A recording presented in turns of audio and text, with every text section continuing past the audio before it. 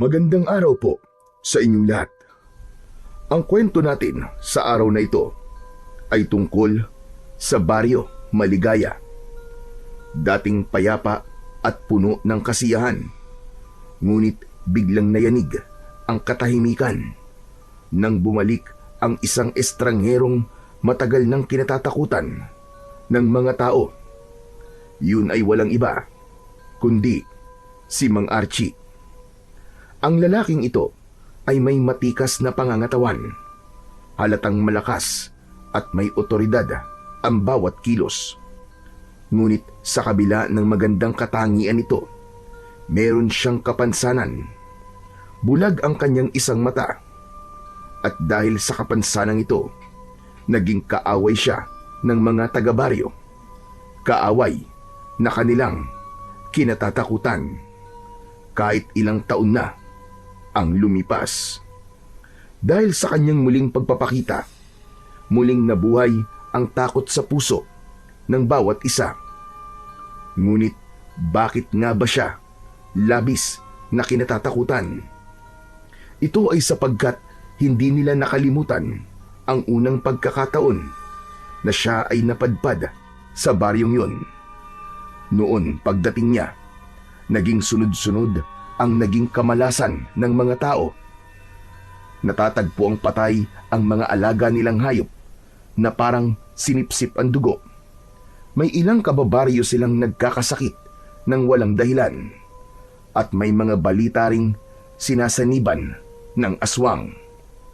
Lahat ng ito ikinabit nila sa kanyang pangalan. Kaya't para sa mga taga-baryo, si Mang Archie ay hindi lang basta isang estranghero, kundi isang sumpa. At dahil na rin sa kanyang bulag na mata, naalala nilang muntik na nilang mahuli ang aswang at nasugatan nila ito sa mata. Kaya naman, nang makita nilang may sugat at nabulag ang mata ni Archie, mabilis siyang napagbintangan. Aswang daw ang estranghero, masama, mapanganib at dapat nakatakutan. Pero totoo nga kaya ang bintang nilang yun sa lalaki, o biktima lamang ito ng maling panghusga ng mga tao? Sino nga ba talaga si Mang Archie? Kaaway ba siya o siya mismo ang magiging kakampi nila laban sa totoong mga halimaw? Sino ba talaga ang dapat nilang pagkatiwalaan? Tara, samahan niyo po ko sa isa na namang kwento ng kababalaghan.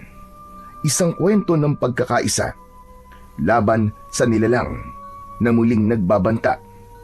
Ito ang kasaysayan ng Baryo Maligaya at ng estranghero na si Mang Archie, na kanilang labis na kinatatakutan at kinamumuhian.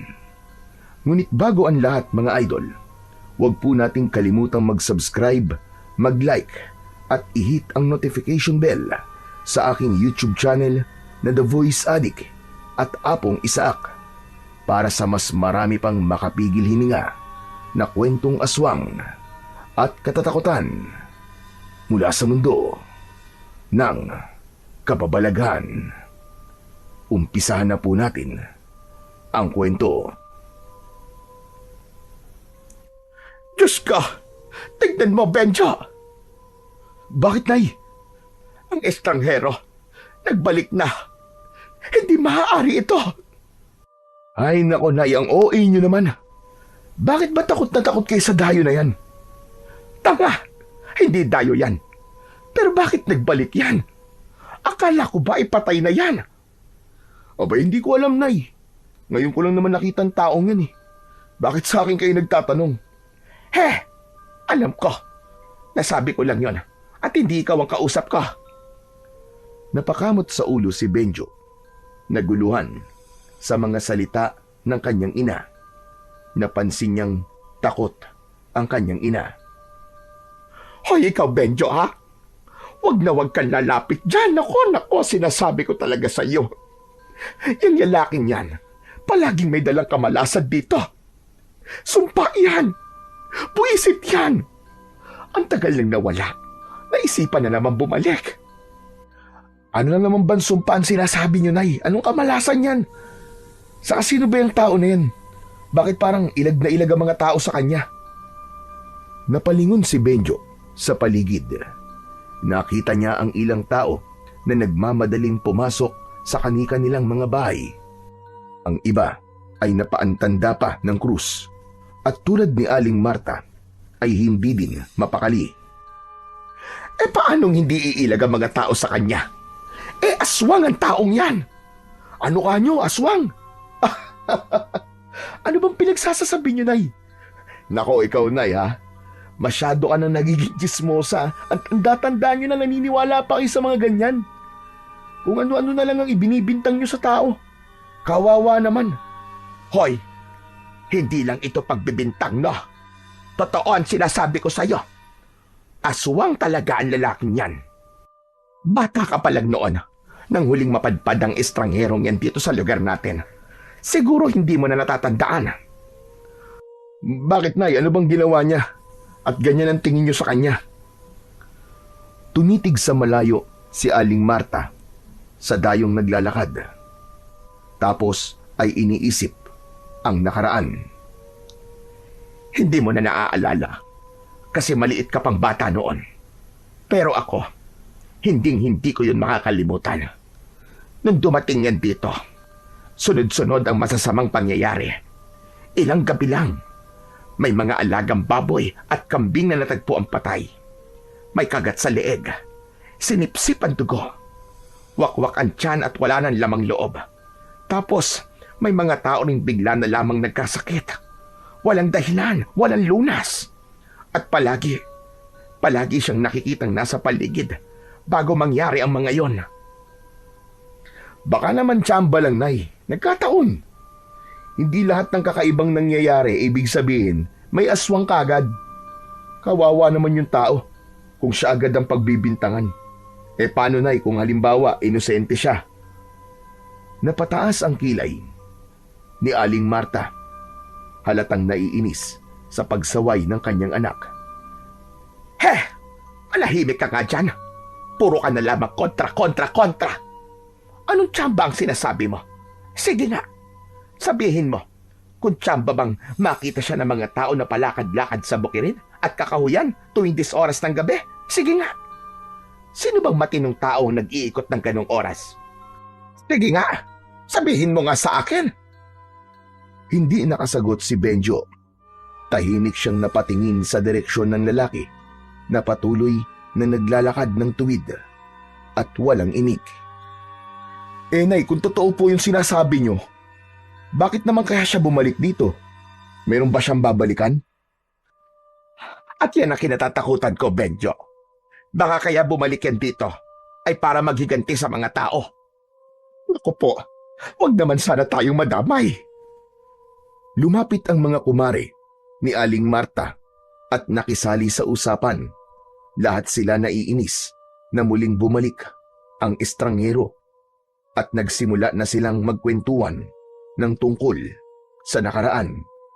Samantala, mula sa di kalayuan, isang matandang lalaki ang naglakad palapit sa mga tsismosa ng baryo. Siya si Kapitan Iking. Narinig niya ang usapan ng mga ito at mariing nagsabi ng kanyang panig. Tama na mga paratang na yan. Hindi nyo alam ang totoo.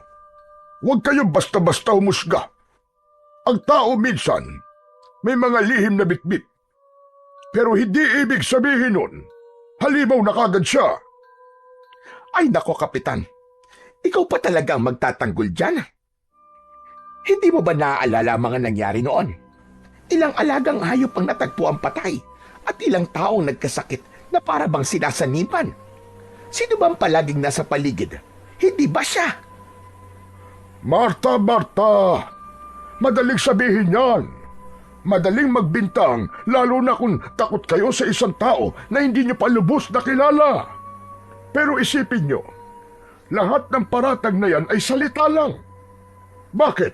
Sige nga, nahuli nyo ba siyang sinisip-sip ang leeg ng hayop? Nakita nyo ba siyang gumagawa ng masama? O puro sabi-sabi lang? Napakamot ng ulo si Benjo. Halatang naguguluhan sa kanyang mga naririnig. Pero Kap, wala naman pong pruweba. Bakit parang lahat po ng tao, iwas po sa kanya? Kahit ako, ewan ko ba? Parang kinakabahan na rin po ako sa presensya niya. Dahil sa takot iyo. Takot na pinalaki ng mga kwento at haka-haka. Pero tandaan nyo, hindi porket naging bukang bibig ng marami, ay katotohanan na kagad. Kailangan nating maging patas. Sa bagay, may punto po kayo, Kap. Kung puro takot lang ang basihan, baka nga mali ang iniisip natin. Napairap si Aling Marta. Hindi kumbinsido. Sos! Nagkampihan pa kayo.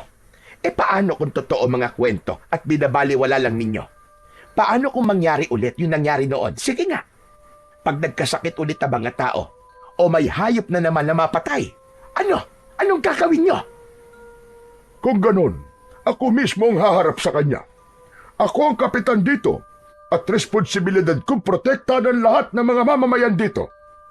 Pero sa ngayon, ang hinihingi ko lang sa inyo, bigyan natin siya ng pagkakataon. Hindi lahat ng dumadating ay kaaway. Minsan, ang hinuhusgahan, sila pa ang nagiging kakampi. Umiling si Aling Marta. Nangibabaw pa rin ang pag-aalinlangan. Bigyan ng pagkakataon? Para saan? Para makapamerwisyo muli? At bakit diyan pa mismo sa bakanting kubo mo siya pinatuloy, Kapitan? Hindi ka ba nag-aalala sa kaligtasan ng mga kababaryo mo? Kapitan, paalisin mo yan dito!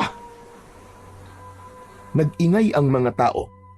Ang ilan ay pabor na paalisin ang estranghero at ang iba naman ay tahimik lang pero halatang natatakot. Tama na mga kababaryo! Nauunawaan ko ang takot ninyong lahat. Pero ano bang klaseng tao kayo? Kung ang pagbabasehan lang natin ay puro chismis at haka-haka. Pero Kap, paano po kung mali kayo? Paano kung tama pala ang nanay ko at ang mga tao? Sandaling natahimik ang lahat. Walang nakaimik. Pero si Aling Marta napangiti ng lihim sa sinabi ng anak. Para siyang biglang nagkaroon ng kakampi. Hindi siya makapaniwala na papanig ito. Gayong kanina ay kinukontra siya. Kung mali ako ang mananagot. Naglakad na palayo ang matandang kapitan. Tinungo niya ang kubo kung saan tumutuloy ang estrangherong lalaki. Pagpasok niya, nakita niya ang lalaki na nakaupo sa isang lumang upuan.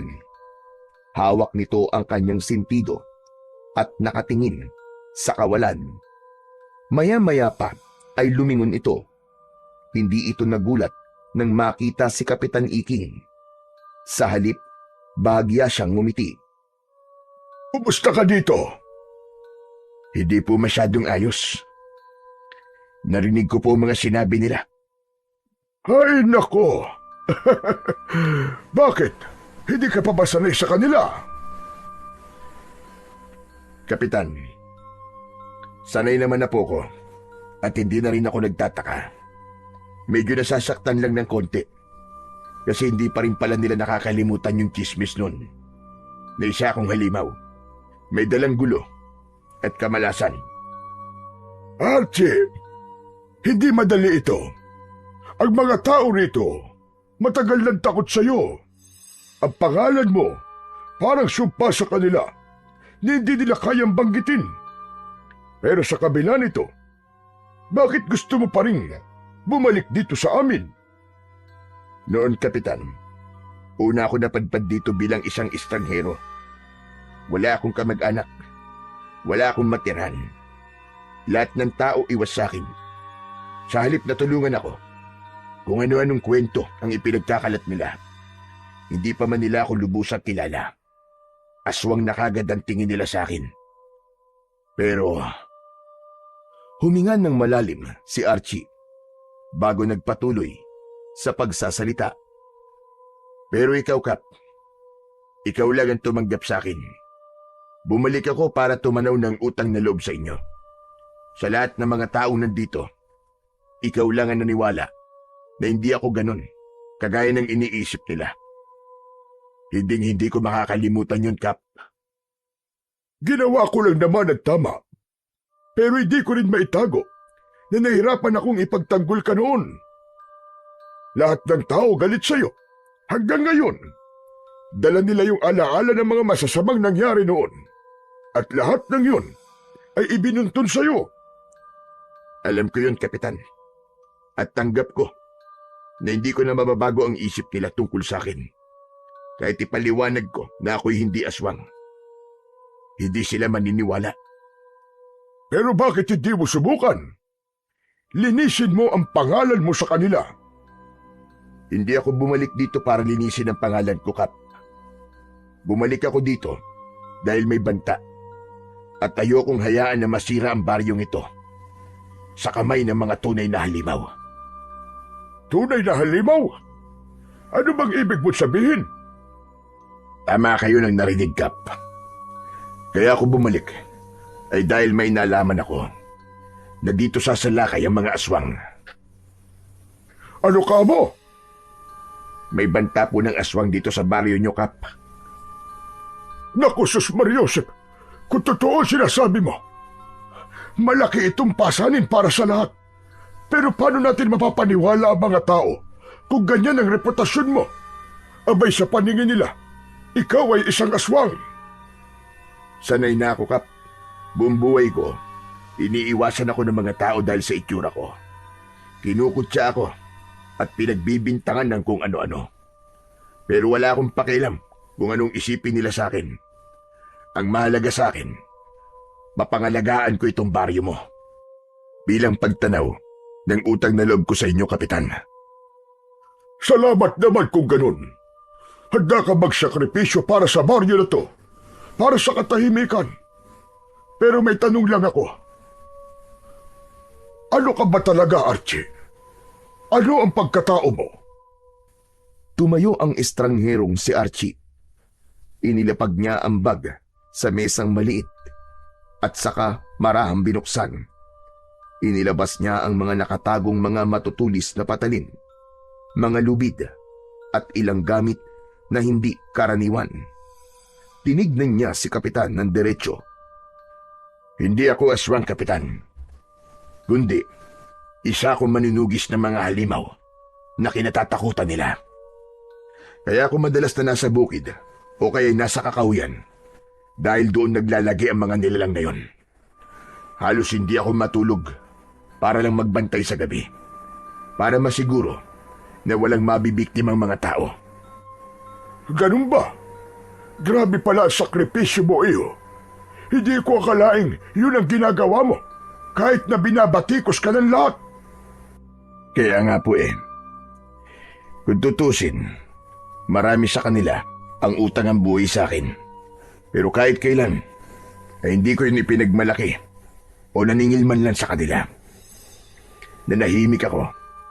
At nang matapos ang problema dito nun, umalis ako. At ngayon bumalik ako. Dahil may nakapagsabi sa akin na bumalik na nga sa baryo ang mga aswang. Kung ganun, hindi pa natatapos ang laban. Hindi, Kap. At baka nga, ngayon pa mas mapanganib. Kung ganun, paano kita matutulungan? Tulungan mo lang ako na hindi ako pakialaman ng mga tao dito. Ayos lang na pag-isipan nila ako ng masama. Basta't wag lang nila akong guguluhin. Mukhang mahihirapan tayo dun, ha? Hindi madali ang gusto mo. Alam mo naman ang mga tao dito. Nako, pag nagkaroon ng chismis o isang insidente na may kinalaman sa mga aswang, tiyak na ikaw na naman ang pagbibintangan. Abay baka pati ako pag-isipan pa rin nila ng masama at sabing kumakampi ako sa isang aswang. Hindi ko po hinihingi na ipagtanggol niyo ako, Kap. Ang hinihingi ko lang ay katahimikan. Hayaan niyo lang po sila magsalita ng kung ano-ano tungkol sa akin. Ayos lang ho yun. Dahil kapag dumating ang oras na sumalakay ang mga tunay na halimaw, Doon nila makikita kung sino talaga ako. Bakit hihintayin mo pa yun? Pwede naman natin sabihin na sa kanila ang totoo, hindi ba? Baka pwede pa silang makatulong kung sakali. Hindi, Kap. Hindi ko pwedeng sabihin sa kanila ang totoo. Kapag ginawa ko yun, baka lalo lang silang matakot. At kung matakot sila, mas mabilis silang magiging biktima. Pero Archie, kaya mo ba ito ng mag-isa? Oo, Kap. Sanay na ako mag-isa. Matagal na. At alam ko kung paano sila kalabanin. Ang mga tao dito, hindi sila handa sa panganib. At kahit ituro ko pa ang lahat ng alam ko sa kanila, baka hindi nila kayanin. Mas mabuti pang ako na lang ang humarap at makipaglaban. Sandaling natahimik si Kapitan Iking. Kita sa kanyang muka ang pag-aalala, pero nandoon din ang respeto sa desisyon ni Archie. O sige, kung ayaw mong ipaalam sa mga tao ito, hayaan mong tulungan kita, Archie. Kung totoo ang banta, lalaban tayo. Salamat, Kap. Pero hindi ko inihingi na ipagsapalaran mo ang sarili mo para sa laban na to. Isa pa, ikaw ang pinuno dito. Kapag ikaw ang nadamay, mas malaking gulong mangyayari. Hindi ba, Ari? Baryo ko ito, kaya kailangan meron din akong gawin. Kailangan mapanatili ko itong ligtas dahil responsibilidad ko ang kaligtasan ng lahat ng taong nakatira dito. Kaya hayaan mo na ako na makatulong. Mas mabuti na sumama ako sa'yo para may kasama kang lalaban. Pero malulupit masyado mga aswang, Kap. Papatulan ho kayo ng mga yon. Kahit matanda na kayo. Wala silang patawad. Lahat sasaktan nila. Bata, babae, kahit pa matatanda. Alam ko yon. At dahil doon, mas lalo ko naninindigan na hindi ka dapat na mag-isa. Hayaan mong gawin ko ang aking trabaho, ang ipagtanggol ang mga tao na nakatira dito. Kaya ko pa. Maniwala ka sa akin. Matigas din pala ang ulo nyo, Kap. Pareho lang tayo, Archie. Teka, may hapunan ka ba mamaya? Wala pa po. Pero mamaya ipupunta na lang po muna ako sa turo-turo para doon kumain. Aba, wag na. Kaya ko lang naman itinanong ay dahil balak ko talagang magpaluto ng tinolang native na manok mamayang hapunan.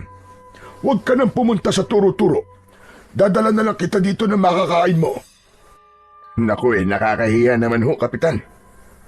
Libre nyo na nga akong patitiran dito sa kubo nyo eh. Ililibre nyo pa ho ko ng pagkain. Ay naku, wag mong intindihin yun. Espesyal ka sa bisita, Archie. Ikaw ang aming bayani dito sa baryo. Kaya dapat lang nabusugin kita. Kung ganun ho ngayon palang nagpapasalamat na ho ko. Wala yun. Siya nga pala mamaya. Pagkatapos ng hapunan, baka gusto mong samahan ako. May lambanog ako sa bahay. Dadaling ko dito mamaya. Kumbaga pampainit lang ng katawan bago matulog. Lambanog ho? Abay, hindi ko ho tatanggihan yan, Kapitan. O ayos! Mamaya, pwede nating ituloy ang usapan.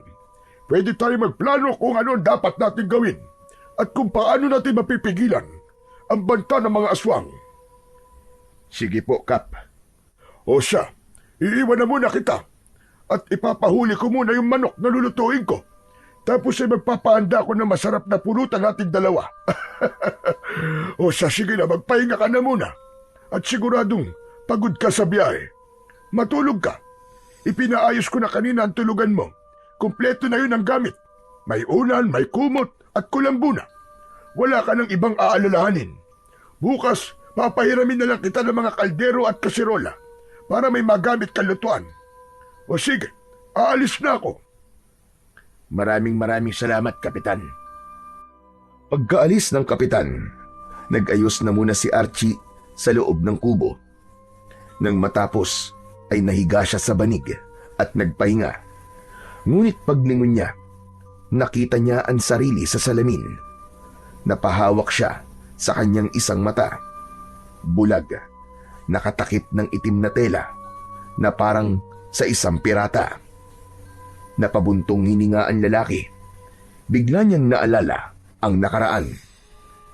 20 taong gulang pa lang siya noon nang unang tumungtong sa baryo. Ito yung panahon na hindi pa bulag ang isa niyang mata. Maayos noong una ang pagtanggap sa kanya ng mga tao, pero nag-iba yun nang magsimulang kumalat ang tsismis tungkol sa sunod-sunod na pagkamatay at pagkawala ng mga hayop sa lugar na yun. Siya ang pinagbintangan ng mga tao, ngunit lingid sa kaalaman nila, kaya siya nakikita ng madalas sa bukid tuwing 10 oras ng gabi ay dahil tahimik niyang binabantayan ang buong baryo laban sa aswang. Siya ang nakipaglaban upang hindi mamugad ang mga aswang sa gubat. Plano ng mga aswang noon na gawing aswang ang mga tao sa lugar ngayon para magpalakas ng kanilang puwersa, at natuklasan ito ni Archie. Nang gabing yon, sakto naman na rumuronda siyang mag-isa sa bukirin. Nakita niyang may hinahabol na isang nilalang ang mga tao. Hinabol nila hanggang sa tinamaan ng sibat sa muka. Nakita niyang nasapul ito sa mata. Nagtago ang binata. Tapos ay tahimik niyang sinundan ang mga tao na hinahabol pa rin ang sugatang aswang. Subalit makaraan ang ilang sandali, ang aswang ay nakatakas. Nawala ito sa paningin nila. Dahil hindi na nila nahanap ang aswang, tumigil na sila at nagsiiwian sa kani-kanilang mga bahay. Pero si Archie, siya ang nagpatuloy na naghanap. Nahanap niya ang aswang na sinusubukang pagalingin ang sarili nitong sugat. Kaya't hindi na nag-aksaya ng oras noon si Archie. Sinugod niya ang aswang. Subalit yung inaakala niyang mahina na at naghihingalong aswang ay kaya pa palang lumaban. Inatake siya nito bigla at nakalmot ng aswang ang kanyang kanang muka at sumentro ang kuko nito sa kanyang mata. Dahil doon, kaya siya nabulag. Bilang ganti, sinaksak niya ang aswang ng isang sagradong punyal hanggang sa mamatay ang aswang. Kinabukasan, nang makita ng mga tao ang sugat ni Archie sa mata, agad nila itong iniugnay sa natamong sugat ng aswang. Dahil dito, mabilis siyang nausgahan ng lahat. Para sa kanila, ang pagkabulag niya ay patunay na siya mismo ang nilalang na kanilang kinatatakutan. Doon nagsimula ang takot ng mga tao sa kanya. Hindi dahil sa may napatunayang may kasalanan siya, kundi dahil sa sugat na iniwan ng laban na yun. Hanggang ngayon, dala-dala niya ang bigat ng maling akala. Si Archie ay hindi isang halimaw, kundi mula siya sa pamilya ng mga antingero. Bata pa lamang siya nang masaksihan ang pinakamadilim na gabi ng kanyang buhay, ang gabing pinaslang ng mga aswang ang kanyang ama at mga kapatid. Bagamat may anting-anting ang kanyang ama noon, hindi nito nakayanang ipagtanggol ang sarili, lalo pa at ginamit ng mga aswang ang mga anak bilang panangga laban sa kanyang kapangyarihan. Isa-isang pinaslang ang kanyang mga kapatid, at dahil sa matinding konsensya at panghihinayang, nawalan ng lakas ng loob ang kanilang ama. Pinili nitong mamatay kaysa mabuhay na dala ang bigat ng pagkatalo at ang katotohanang hindi niya naipagtanggol ang sariling mga anak. Si Archie lang ang nakaligtas. Galing siya noon sa gala at habang papalapit sa kanilang bahay, nakita niya mismo ang maraming aswang na nagmamadaling lumabas at mabilis na naglao sa dilim. Doon niya nadatnan ang karumal-dumal na sinapit ng kanyang buong pamilya. Mula noon, isinumpa ni Archie na ilalaan niya ang buong buhay sa pagpuksa sa mga aswang. Ilang sandali pa ay dumating na si Kapitan. May bitbit itong ilang baunan at isang galon ng lambanog. Agad niya itong ipinasok sa loob ng kubo. Halika na, Archie. Kumain na tayo. Siguradong masarap itong tinola. Huwag kang mahihiya, ha? At pagkatapos nito, sisimulan na natin ang ating pag-inom. Agad na inilapag ng matandang kapitan ang mga baunan sa mesa at binuksan isa-isa. Kumalat sa buong kubo ang mabangong amoy ng tinola. Umuusok ito. May konting ginataang gulay din, pritong tilapia at mainit-init na kanin. Bakap, napakabango naman ang mga dala mo. Ngayon pa lang parang nagugutom na ako Abay, syempre. Masarap magluto ang kasama ko sa bahay.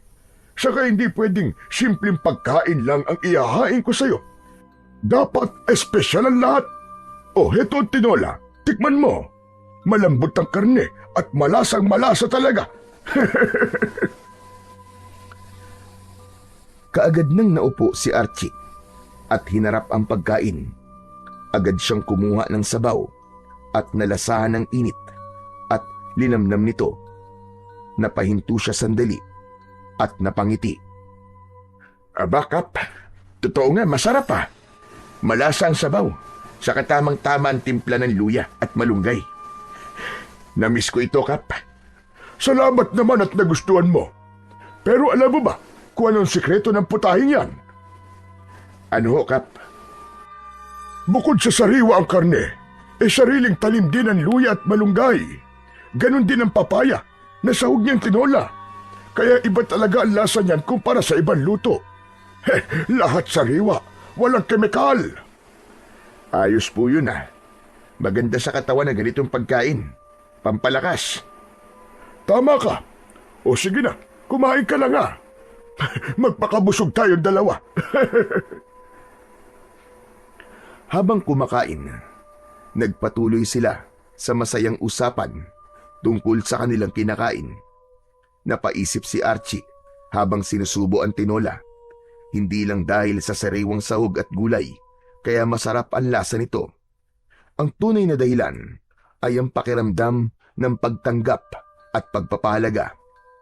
Para kay Archie, yun ang unang pagkakataon matapos ang matagal na panahon na may taong nagmalasakit sa kanya.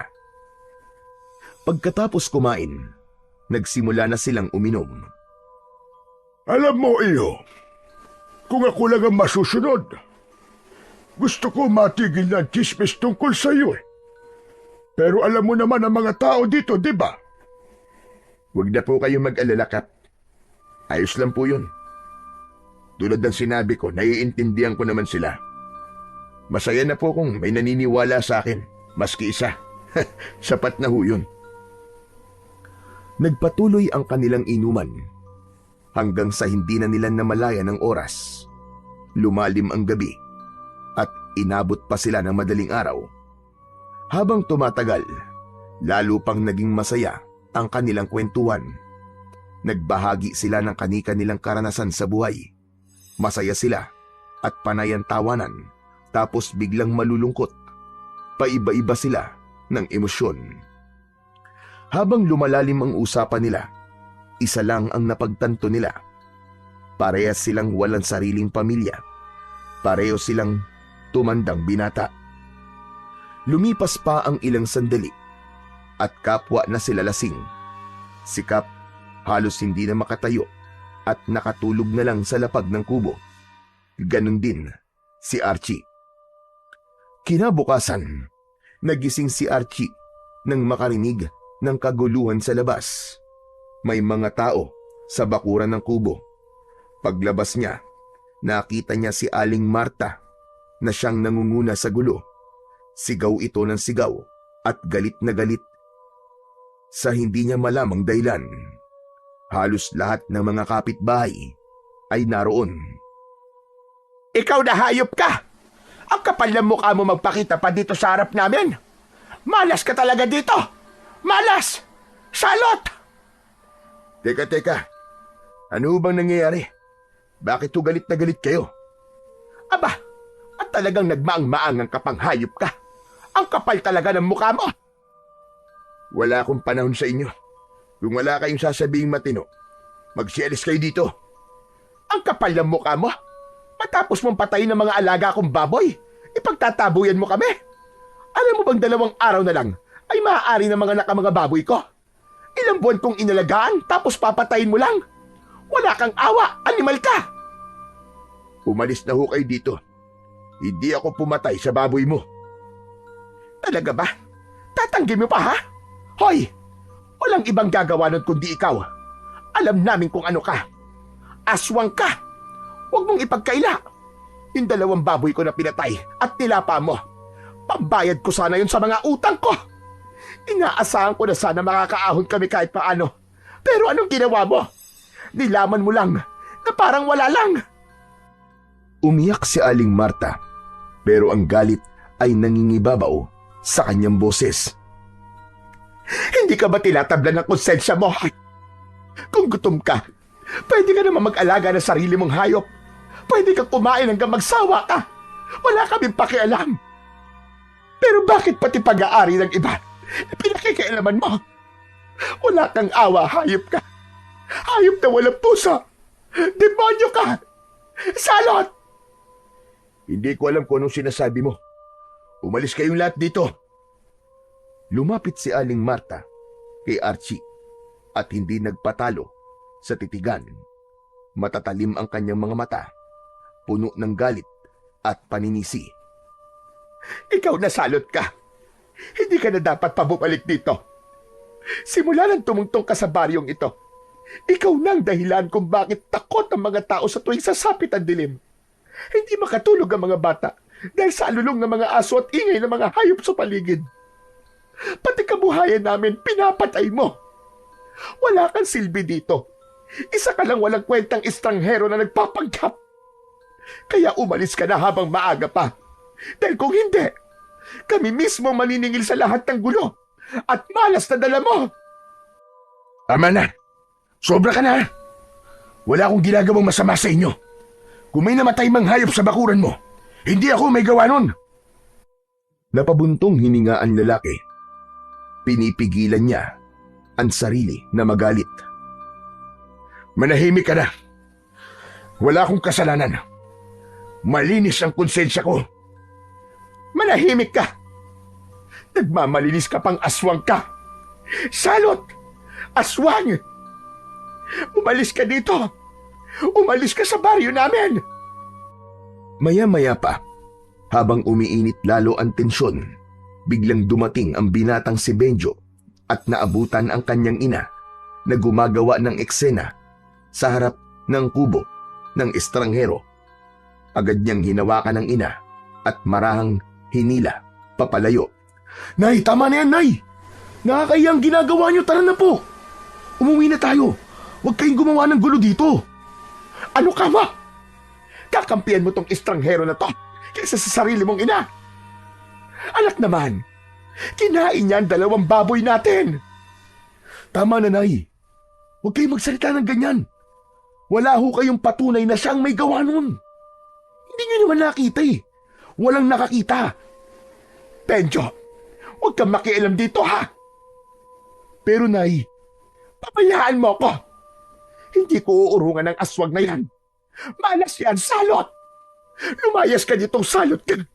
Demonyo ka! Walang may gusto na nandito ka! Dahil sa sunod-sunod na masasakit na salitang narinig, ay napilitan na si Archie na ipagtanggol ang kanyang sarili. Makinig kayo! Wala akong kinalaman sa mga binibintang nyo. Ang inulam ko kagabi, tinola, at hindi baboy. At saka nag-inuman kami ni Kapitan kagabi. Kaya imposibleng ako kumain ng baboy mo. Eh sino? Sige nga. Sino? Sabihin mo sa akin kung sino. Hindi ko alam. Pero kung sakali mang aswang ako, hindi ako dito mambibiktima.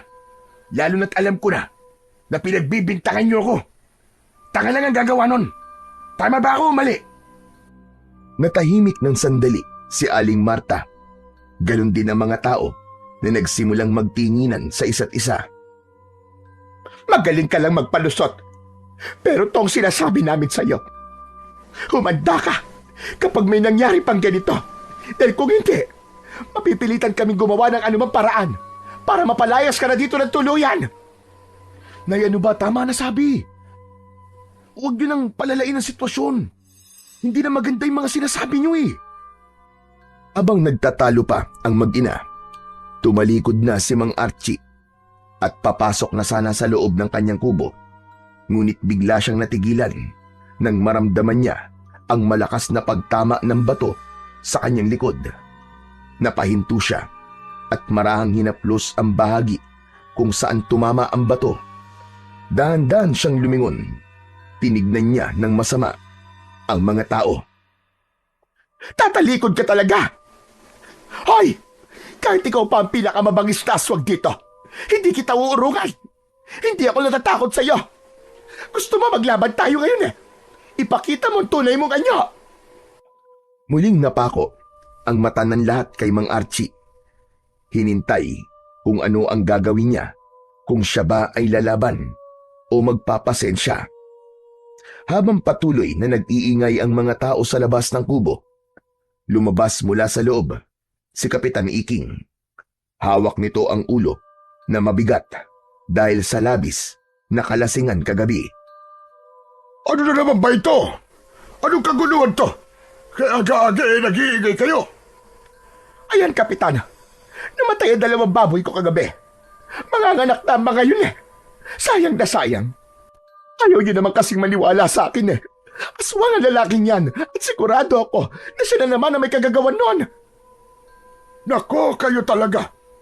Bakit ba ang hilig niyo sa mga ganyan? Palagi na lamang kayong nagbibintang kahit wala naman kayong ebidensya. Paano niyong masasabi na si Archie ang may kagagawan nun? Magkasama kaming 2 kagabi hanggang ngayong umaga.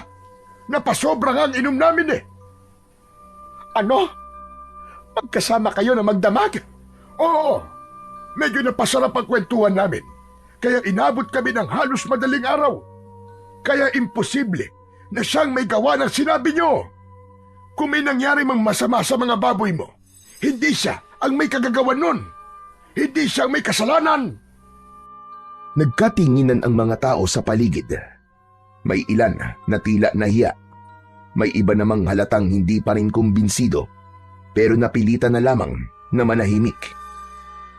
Teka, totoo ba yung sinasabi mo, Kapitan? Baka naman, dinadaya mo lang kami. Aba, bakit naman ako mandadaya? Ano ba tingin niyo sa akin? Kapitan ako rito, Marta. Hindi ako magsisinungaling para lamang pagtakpan ang masama. Kung may kasalanan talaga si Archie, ako mismo ang unang kakastigo sa kanya. Pero sa pagkakataong ito, kayo ang nagkamali. Hindi siya may gawa. Dahil sa sinabi ng kapitan, biglang natahimik ang lahat. Ang ilan sa mga tao ay napakamot na lamang sa ulo. Tila nahiya sa kanilang naging paratang sa estranghero. Isa-isa na rin silang nagsiuwi. Si Mang Archie naman ay tahimik lang na tumalikod. Hindi na siya umimik at dahan-dahan na lang na pumasok sa loob ng kubo. Nagsara na siya ng pinto. Ay nako, sabi ko naman kasi sa inyo na masyado kayong mainit, kaya yan. O ano ka ngayon? Manahimik ka, kundi kukutusan kita dyan. Makalipas ang ilang sandali, ay napilitan na ring umuwi ang ginang. Masama ang loob niya na napahiya siya. Napakuyom ang kanyang mga kamao, halatang gigil na gigil. Mahuhuli ko din ang hayop na yan. Humanda siya. Babantayan ko siya. At sa oras na mapatunayan kong aswang talaga siya, patay siya sa akin. Hala si nanay, tama na nga yan, nay. Dami-dami niyo pa sinasabi. Pagka-uwi ng mag-inang Aling Marta at Benjo, tahimik ang buong bahay. Pumasok si Benjo at diretsong naupo sa bangko. Samantalang si Aling Marta naman ay padabog na isinara ang pinto. Halatang hindi pa rin humuhupa ang init ng ulo. Kung hindi ka lang sana nakialam kanina, anak, malamang napaalis na natin yung hayop na yun dito sa baryo eh. Ano bang naisip mo? At ipinagtatanggol mo pa siya? Napayuko si Benjo. Pinipigilan ang sarili na sumagot ng pabalang. Ilang saglit siyang natahimik bago nagsalita. Nay, hindi naman tama kasi yung ginagawa nyo. Wala naman kayong matibay na ebidensya eh. Tapos gigil na gigil kayo na siyang may gawa. Paano kung hindi pala? Paano kung nagkamali talaga kayo? Ba't ako pa ang mali ngayon? Ako pa ang walang alam? Nakita mo ba mga baboy ko, Benjo? 2 yon, patay lahat. Sino pa ba ang gagawa nun, kundi yung hayop na yon? Nay, yun na nga yung sinasabi ko. Hindi pwedeng basta-basta tayo magturo ng walang patunay. Paano kung idemanda kayo ng tao? Ang hirap na nga ng buhay, maididemanda ka pa ng paninirang puri. Paano na? Paano kung makulong ka? O kaya pagbayarin ka ng danyos? Ang kapal na lang ng mukha niya kapag ginawa niya yon. Ay nako. Anong hay nako sinasabi mo? Hoy Benjo, kung makabuntong hininga ka dyan ha? Akala mo hindi ako nanay mo ha? Parang mas kinakampihan mo pa yung estrangherong yun ha, kesa sa akin. Hindi agad nakasagot si Benjo. Umiling na lang siya, sabay napakamot sa batok. Hindi naman sa ganun, Nay. Gusto ko lang itama yung nakikita kong mali. Kung may ebidensya, ako pa ang unang tatayo sa tabi nyo. Pero kung puro hinala lang, baka tayo mapahiya sa bandang huli. Namilog ang mga mata ni Aling Marta. Hindi makapaniwala sa narinig. Maya-maya pa, namuo ang luha sa kanyang mga mata. Ganun na lang ba kaliit ang tingin mo sa nanay mo ha, Benjo? Na parang bang wala akong alam. Na parang wala akong kwenta. Na ako pa ngayon yung nagsisinungaling. Ganun pa. Nataranta si Benjo. Tumayo siya at lumapit sa kanyang ina. Nay, hindi ko naman po sinasabi na wala po kayong alam. Hindi rin po ako naniniwala na nagsisinungaling kayo. Pero Nay, iba po yung kutob sa ebidensya. Gusto ko lang po na sigurado tayo bago tayo kumilos. Ayoko kayong mapahamak, Nay. Ano ba gusto mo gawin ko? Tumingin na lang habang unti-unti tayo nilalamon ng malas na dala ng taong yan. Hindi ko kayang hayaang mawala ang lahat na pinagpagura natin, anak. Tulungan mo naman ako. Huminga ng malalim si Benjo. Ramdam ang bigat ng sitwasyon. Ano po bang gusto niyong gawin ko, Nay? Gusto kong makakuha tayo ng ebidensya. Yung ebidensya na magpapatunay sa lahat na hindi nga ako nagkakamali. Na tama ang hinala ko na mula pa noon. Hindi ako papayag na lumipas sa mga araw na parang walang nangyayari. Kailangan masampal sa mukha ng lahat ng tao dito na totoo. Totoo ang sinasabi ko. At ikaw lang ang aasahan ko para doon, Benjo. Ikaw lang. Natigilan si Benjo. Ramdam niya ang bigat ng responsibilidad na ipinapasa sa kanya ng kanyang ina. Nay, paano halimbawa kung wala tayong makitang ebidensya? Meron, anak. Sigurado ako meron. Hindi ako maaaring magkamali. Kailangan lang natin na maging matyaga. Obserbahan natin yung tao na yon. Sundan kung kinakailangan. Alamin kung ano mga ginagawa niya tuwing gabi. May lalabas at lalabas na katotohanan. Himik si Benjo. Nakatitig siya sa kanyang ina na puno ng determinasyon. Kita pa rin ang luha sa mga mata, pero mas nangingibabaw ang galit at paniniwala. Ilang sandali pa'y napabuntong hininga siya at tumango. Sige, Nay, kung yan po ang gusto niyo gagawin ko, tutulungan ko po kayo. Salamat, anak. Salamat. Alam kong maaasahan kita. Alam kong hindi mo ako pababayaan. Kailangan natin gawin ito. bago pa lumala ang sitwasyon dito sa baryo natin. Tumango na lang si Benjo kahit may halong alinlangan ang kanyang puso. Sa mga oras na yon ay hindi niya alam kung saan hahantong ang desisyon niyang yun na sundin ng utos ng kanyang ina. Samantala, pagsapit ng hapon bandang 6:00, naging kapansin-pansin ang pagbabago ng baryo. Ang dating masigla at maingay na kalsada ay biglang natahimik. Halos wala nang makitang tao sa labas. Ang mga tindahan ay nagsara ng mas maaga kaysa karaniwan. Kahit ang mga kariton ng mga naglalako ay wala na sa lansangan. Sarado na ang lahat ng mga pintuan.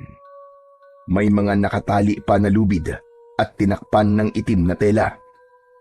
Lahat ay takot na takot. Hindi lang bahay nila ang nilagyan nila ng proteksyon, kundi maging ang mga kulungan ng hayop ay nilagyan din nila ng mga pangontra.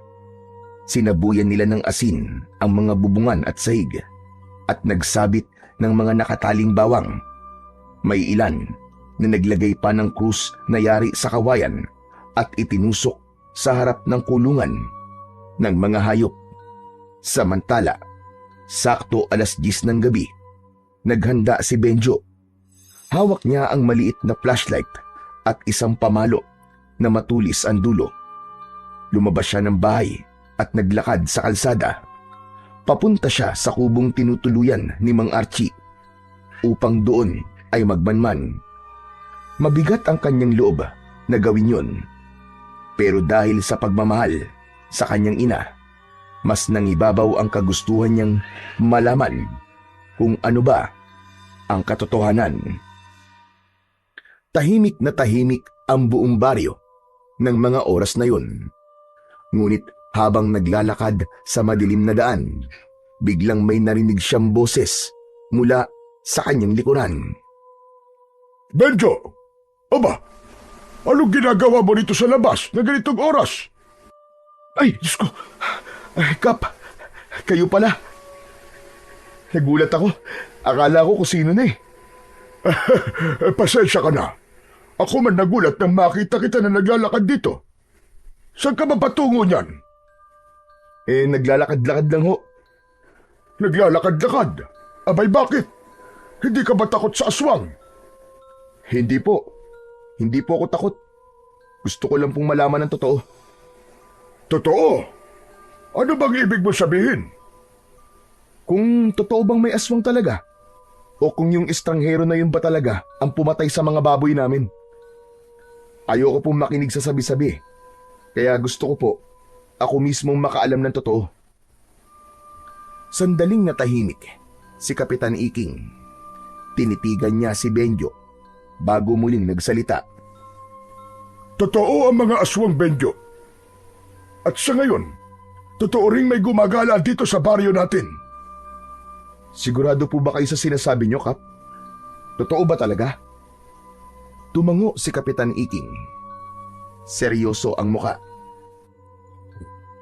Meron talaga. At yung aswang na yun, ang talagang pumatay sa mga baboy nyo. Kung ganun, Kap, sino ang aswang? Yung bang estranghero? Archie ang pangalan niya, Benjo. Hindi estranghero. Makinig ka sa akin. Imposible na si Archie ang aswang na yun. Mabait siyang tao. Hindi siya gaya ng iniisip ng marami dito sa ating baryo. May ibang nilalang na nagkakalat ng lagim dito. At yun ang dapat kong alamin kung sino. Hindi agad nakapagsalita ang binatang si Benjo. Sa loob-loob niya, hindi niya akalain na ganito ang sasabihin ng kanilang kapitan. Kung ganun, Kap, bakit mag-isa lang kayo? Hindi ba mas mabuting magpatawag kayo ng mga tanod para samahan kayo? Bakit delikado tong ginagawa nyo? Gagawin ko din yan. Pero kailangan ko munang makita ang hayop na yun bago ko magpatulong sa buong barangay sa pagtugis sa kanya. Bago pa makasagot si Benjo ng kanyang saloobin, bigla silang nakarinig ng malalakas na alulong ng mga aso. Paulit-ulit, parang galit na galit. Natigilan ang dalawa. Kapwa nagkatitigan bago muling nag-usap. Kap, narinig niyo ba yun? Oo, dun sa banda ron. Halika, puntahan natin. Kap, teka lang. Baka delikado eh. Kung takot ka, umuwi ka na. Sige na, ako na lang ang pupunta. Napakagat ng labi si Benjo. Kahit natatakot, hindi niya kayang pabayaang mag-isa ang kanilang kapitan. Hindi, Kap. Sige, sasama ako. Kailangan kong makita rin kung ano yun. Mabilis silang naglakad. Sinusundan ang tunog ng mga alulong. Habang papalapit sila, mas lalo itong lumalakas. Pati ang mga manok at baboy sa paligid, parang nagkakagulo. May mga ibon na biglang nagsiliparan. Pawisan na si Benjo. Kinakabahan siya. Pakiramdam niya, bawat hakbang nila ni Kapitan ay papunta sa isang bagay na kanyang kinatatakutan. Nang malapit na sila sa isang bahay, biglang tumigil si Kapitan Iking. Tumingala ito sa bubong ng bahay na yon. Benjo, huwag kang maingay. Tignan mo! Ayun! May aswang! Dahan-dahang tumingala din ang binata at doon halos manlumo siya sa kanyang nakita. Sa ibabaw ng bubong, may isang nilalang na nakadapo, isang itim o mabalahibong tao na may matatalim at mahahabang kuko. Pulang-pula ang mga mata at may dilang mahaba, nakalawit at naglalaway. Halos hindi makahinga ang binata dahil sa labis na nerbiyos. Diyos ko po! May aswang nga! Nakakatakot ang itsura niya, Kap! Mabilis na hinugot ni Kapitan Iking ang dala niyang matalas na itak. Huwag kang maingay, Benjo! Kapag nakahalata yan, baka bigla tayo salakayin. Napakapit si Benjo sa katawan ng puno. Nanlalambot ang tuhod niya habang pinagmamasdan nila ang nilalang. Dahan-dahan itong gumapang sa bubong. Para bang may hinahanap. Ang alulong ng mga aso ay mas lumakas. Halatang ramdam din nila ang presensya ng halimaw. Kap, anong gagawin natin? Baka bigla tayong makita niyang aswang. Kung sakaling bumabayan, ako ang haharap sa kanya. Ikaw, tumakbo ka kagad at tawagin mo ang mga tao. Hindi ko kayo iiwan dito, Kap. Kung mamamatay tayo, sabay ho tayo. Ikaw ang bahala. Pero, handa ka ba talaga mamatay? Opo. Bagyang ngumiti si Kapitan Iking sa kamarahang tubango. Biglang tumigil sa pagkilos ang nilalang. Dahan-dahan itong iniangat ang ulo at nakatuon ang pulang mga mata sa direksyon nila. Para bang nararamdaman ito ang kanilang presensya. Nag-angat ito ng katawan at umungol ng malalim. Kasunod, ang paglabas-masok ng mahaba nitong dila na animo ay sa ahas. Nagtago sila sa likod ng malaking puno at nanatiling tahimik. Ilang sandali pa ay muling sumilip ang kapitan at nakita niyang hindi na nakatingin ang aswang. Hindi inalis ng kapitan ang tingin sa aswang, ngunit sa muling paglingon ng kalaban ay nahuli nito si kapitan na nakasilip. Bigla itong sumingasing. Naglabas ng tunog na parabang sa ahas. Nakita niya tayo, Kapitan. Anong gagawin natin? Humanda ka, iyo. Hindi natin maiiwasan to. Lalaban tayo. Sa isang iglap, tumalon ng aswang mula sa bubong at bumagsak sa gitna ng kalsada. Ilang hakbang lang ang layo sa kanila. Muling umalulong ang mga aso. Mas malakas at mas marahas. Nakangisi ang nilalang. Tila pinapakita ang matatalas nitong mga pangil na may bakas pa ng dugo. lalong dumikit ang binata sa kapitan. Halos manginig na sa labis na takot. Ngunit matapang si Kapitan Iking. Sa tindig nito ay hindi niya uurungan ang kalaban. Handa siyang makipagsabayan at makipaglaban dito. Walang hiya ka! Ginilo mo ang baryo kung hayop ka! Humanda ka! Hindi kita mapapatawad! Tatapusin na kita ngayon! Ngumisi lang ang aswang. Tapos ay bigla itong nagbago ng anyo. Naging isang mabangis na itim na aso at hindi nila inaasahan ang sunod nitong ginawa. Tumakbo ito palayo sa kanila. Tinungo ang madilim na kakahuyan ng mabilis. Kap! Tumakas siya! Oo, pero babalik ang hayop na yun. Hindi yan titigil hanggat hindi siya nakakapambiktima. Naglakad ang kapitan papunta sa bahay kung saan nakadapo kanina ang aswang. Kumatok siya ng mariin sa pinto at ilang sandali ay may sumilip na tao. Dali-dali niyang inalam ang kalagayan ng pamilyang naroon. Nakahinga siya ng maluwag nang malamang ligtas naman ang lahat.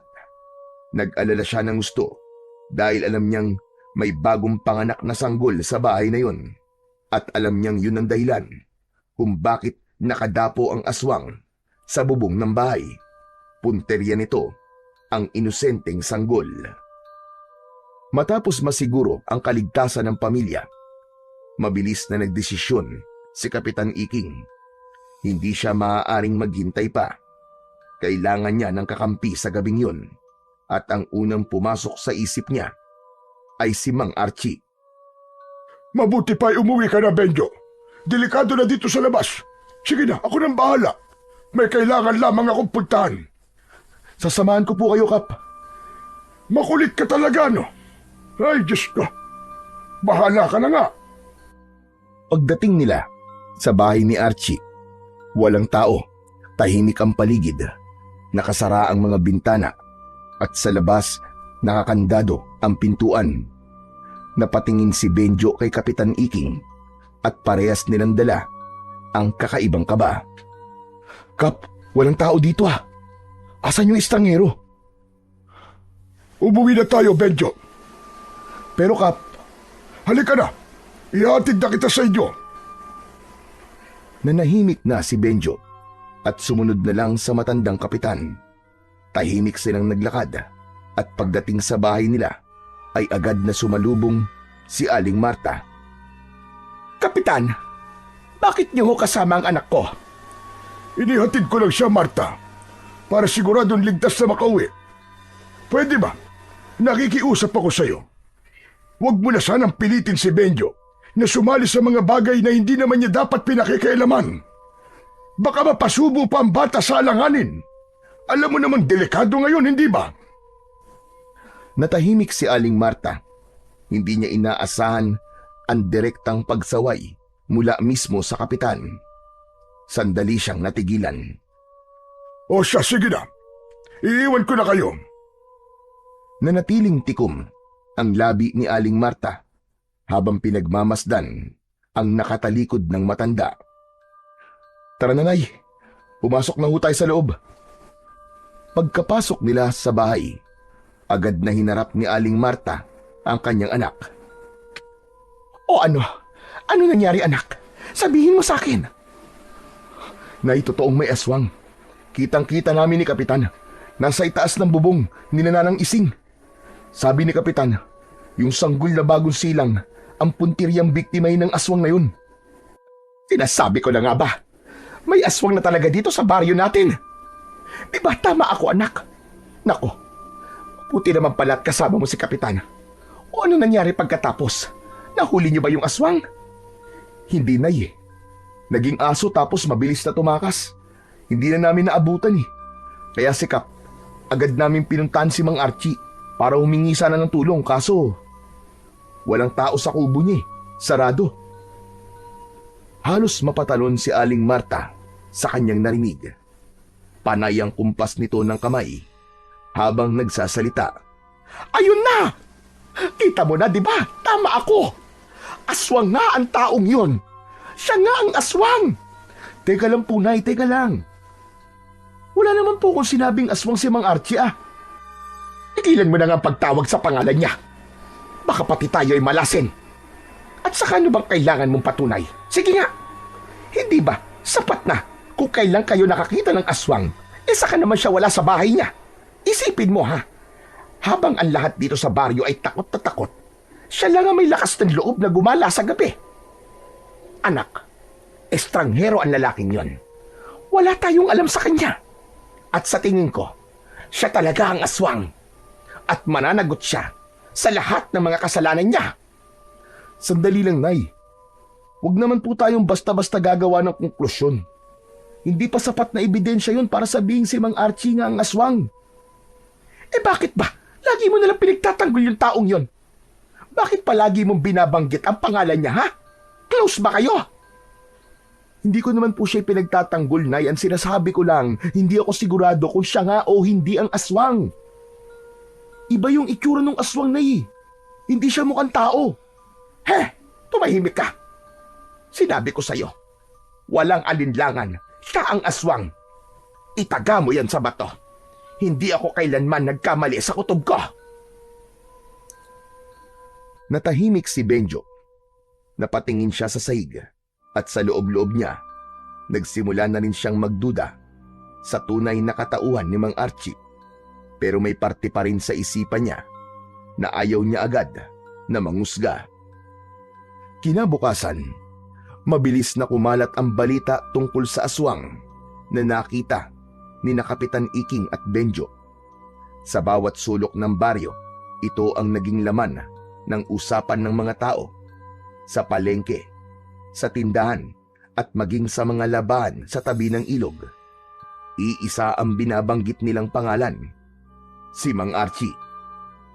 Lalong lumakas ang hinala ng mga tao na siya ang may kagagawan ng lahat ng kaguluhan. Ang dating nakikiusyoso lang, ngayon ay hayagan ng nagsasalita laban sa kanya. Marami ang nagsimulang mag-udyok na dapat na siyang mapalayas bago pa man lumala ang sitwasyon. Hindi nagtagal, nagpatawag ng pagpupulong si Kapitan Iking sa plaza. Mabilis na dumagsa ang mga taga-baryo. Naging mainit agad ang diskusyon at hayagan nilang ipinakiusap sa kapitan na kailangan ng paalisin si Archie sa kanilang lugar. Ngunit sa gitna ng matinding diskusyon, tumayo si Kapitan Iking at mahigpit na tumutol sa kagustuhan ng nakararami. Hindi siya pumayag na basta na lamang paalisin si Archie dahil alam niyang wala talagang kasalanan ang lalaki. Dahil dito, nagkaroon ng mainit na pagtatalo sa pagitan ng kapitan at ng mga tao. Maski kay kapitan ay galit na rin ang iba. Ngunit sa kabila ng matibay na paninindigan ni Kapitan Iking, hindi pa rin natigil ang bulong-bulungan at galit ng mga tao. Ipinaliwanag niya na ang tunay na dahilan kung bakit siya nagpatawag ng pagpupulong ay hindi upang pag-usapan ang pagpapaalis kay Mang Archie, kundi para humingi ng tulong at kooperasyon ng lahat. Gusto niyang magtatag ng mahigpit na pagbabantay sa gabi, mag-ikot sa paligid ng baryo at magsagawa ng ronda upang masiguro ang kaligtasan ng bawat isa. Sandali nga. Bakit kailangan pang magsagawa ng ganyan, Kapitan? Alam naman natin kung sino na ang aswang. Bakit hindi na lang palayasin? Sumang-ayon ang nakararami at dahil doon, kinontra nila ang solusyon na sinabi ng kanilang kapitan. Sa puntong yun, ramdam ni Kapitan Iking na tila nag-iisa na lamang siya sa kanyang paninindigan, kahit papaulit-ulit niyang iginiit na siya mismo ang mananagot kung mapatunayan ang mga hinala laban kay Mang Archie. Ngunit nanatiling sarado ang isip ng nakararami. Ang takot at galit ang nangibabaw sa kanila at hindi na pinakinggan ang kanyang paliwanag. Natapos ang pagpupulong na walang napagkasunduan. Umalis ang mga tao sa plaza na galit habang si Kapitan naman ay nag-aalala sa maaaring kahihinatnan ng sitwasyon, lalo na kay Mang Archie na itinuring ng kaaway ng buong baryo. Samantala si Benjo ay hindi mapalagay. Sa isip niya, kailangan niyang malaman ang katotohanan. Gusto niyang patunayan kung totoo bang may kinalaman si Mang Archie sa mga aswang o kung napagbibintangan lamang ito. Kaya isang gabi, muli siyang nagmasid sa bahay ng lalaki. Tahimik siyang nagtago sa may likuran ng mga puno habang pinagmamasdan ang bawat kilos ni Mang Archie. Hindi nagtagal, may narinig siyang kakaibang iyak ng hayop mula sa gubat. Natigilan si Benjo. Nakita niyang biglang tumayo si Mang Archie at may kinuha itong punyal na nakasiksik sa dingding ng kubo. At saka inilabas mula sa kanyang leeg ang isang kwintas na may malaking medalyon. Kumislap ang medalyon sa ilalim ng sinag ng buwan. Dahan-dahang naglakad ang lalaki papunta sa gubat. Ito na yun. Malalaman ko na ang katotohanan.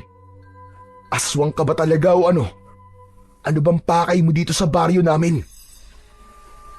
Mabilis na sumunod si Benjo. Bagamat maingat at hindi gumawa ng anumang ingay, hindi siya nakaligtas sa matalas na pandinig ni Mang Archie. Sa biglang paglingon nito, nahuli siya ng lalaki. Hoy ikaw! Anong ginagawa mo rito, ha? Bakit mo ko sinusundan? Ha? Gusto kong malaman kung totoo bang ikaw nga ang aswang. Baliw ka ba? Kung aswang ako, kanina pa kita pinatay. At kung totoo ngang aswang ako, sa palagay mo ba, kailangan ko pa ang punyal na to? Sige na, umuwi ka na. Delikado rito sa gubat. Baka makasagabal ka lang sa misyon ko. Misyon? Anong misyon? Sabihin mo nga sa akin. Huhulihin ko at papatayin ng aswang na nagkalat dito sa baryo nyo. Ano? Mga aswang? Anong ibig mo sabihin? Hindi lang isa. Hindi lang dalawang aswang na narito. Isang grupo sila. Mga halimo na dapat mapuksa bago pa sila makapatay ng tao. Yun ang misyon ko. At yan ang rason kung bakit ako bumalik dito sa baryo. Napatitig si Benjo kay Mang Archie at sa unang pagkakataon ay naramdaman niyang nagsasabi ito ng totoo. Ngayong alam ko na, Mang Archie, gusto kong sumama sa'yo. Kasama mo kong nalaban sa mga aswang na yan. Baliw ka nga talaga. Mana ka sa nanay mo. Umalis ka na nga. Laban ko to. Ayoko nang istorbo. Hindi, Mang Archie. Baryo namin to. Responsibilidad ko rin to. Hindi ako pwedeng manahimik. Hindi ako pwedeng walang gawin. Alam ko, may maitutulong ako. Anong magagawa mo? Isa ka lang ordinaryong binata. Bakit ikaw, Mang Archie? Ano ka ba? Isa akong antingero. Isang manunugis. Kaya kong harapin ang mga aswang. Matagal na akong manunugis ng mga halimaw na kagaya nila. Ikaw, wala kang alam. Hindi mo batid kung gaano sila kalakas at kadelikado. Basta, kahit anong sabihin mo, sasama ako. Tutulungan kita.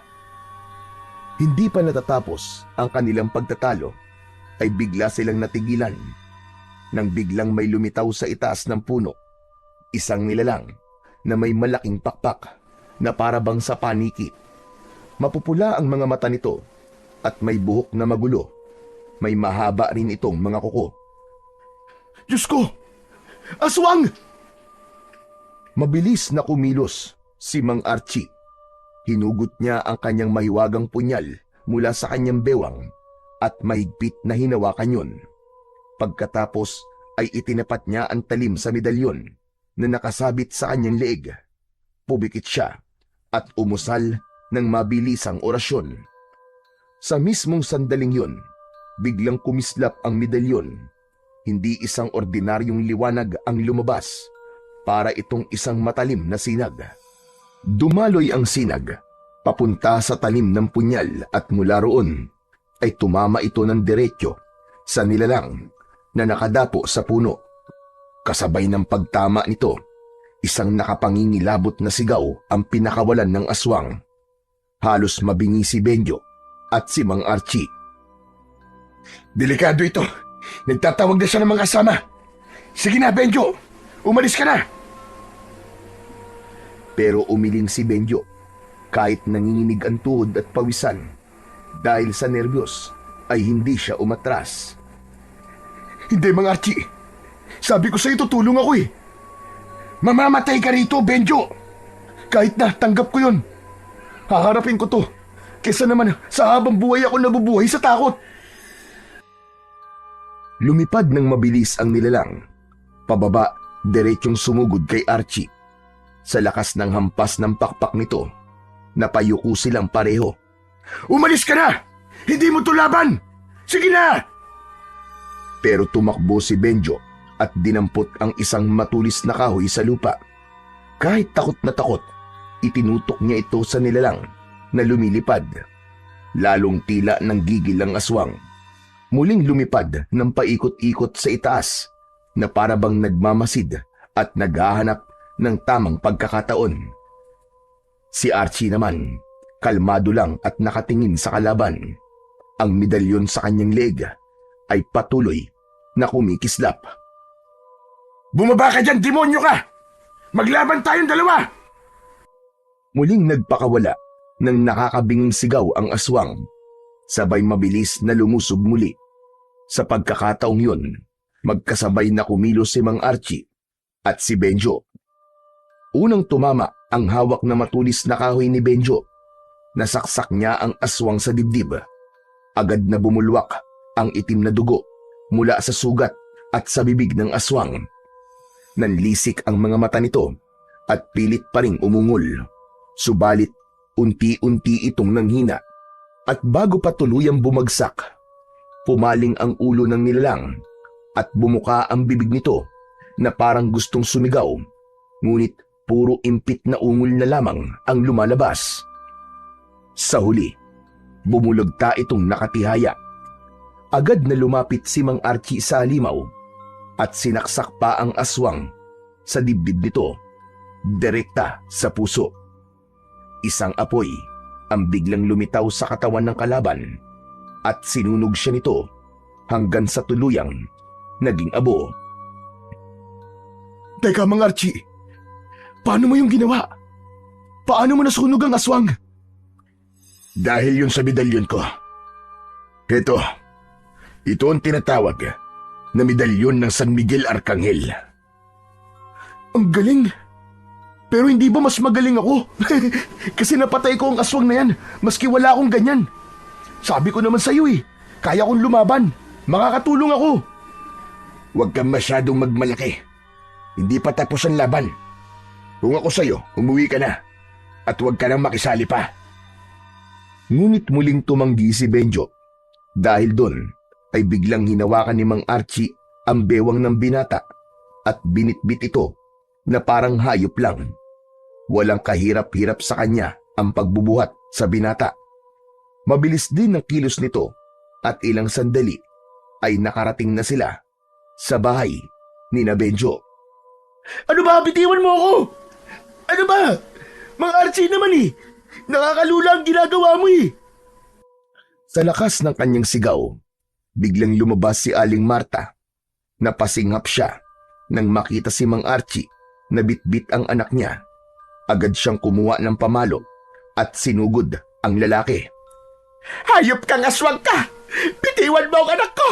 Mga kapitbahay! Mga kapitbahay, may aswang! Tulungan niyo kami!